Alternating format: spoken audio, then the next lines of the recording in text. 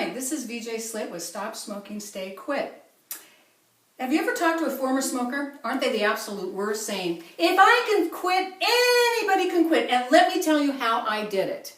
And they can go at great length and tell you what didn't work for them, and this is the only thing that worked for me. As soon as I got this Peruvian amulet, and every time I rub it, boy, the craving just goes away, and if you only get this Peruvian amulet, you too could quit smoking.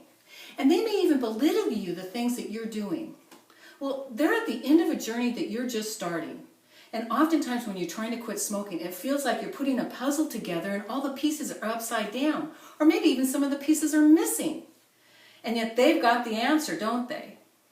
Well, everybody smokes for a lot of different reasons, and their reasons for smoking may be totally different than yours, and what works for you may not work for them, and vice versa. What they fail to do is that normally people quit many times before they're finally successful. And each time they quit, they actually learn different skills.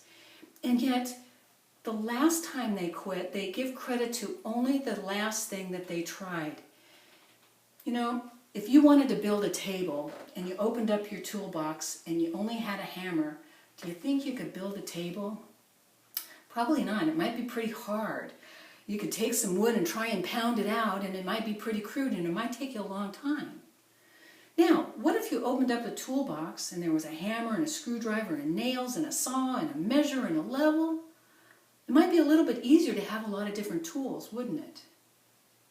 Now, what if there was a shop manager that told you how to use each one of these tools? The first thing you have to do is you have to measure out the wood.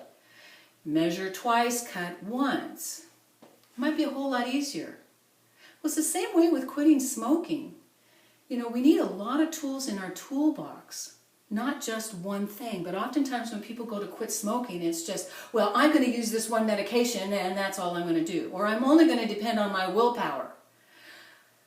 And oftentimes you need a lot more tools than that. You need one tool when you're in your car. You need something to replace that cigarette when you're driving your car. It could be something as simple as eating sunflower seeds one at a time.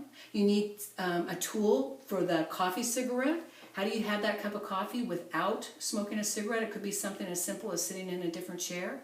How about when you're under stress? Well, having sitting in a different chair or having a sunflower seeds out one at a time isn't going to work. Now, medications, all they do is take care of the physical part, but we need to have a lot more tools in our toolbox to be successful at quitting. So when you listen to other smokers, yes, you can listen to their stories about what they've used, but don't let them distract you from what is important to you. You know, every single method will work for some people. There's no method that works for everyone. My book, How to Win at Quitting Smoking, is about the process of becoming smoke-free and figuring out what's going to work for you. Pick it up at Amazon.com and look for the book seller, Stop Smoking, Stay Quit. Have a joyful, smoke-free day.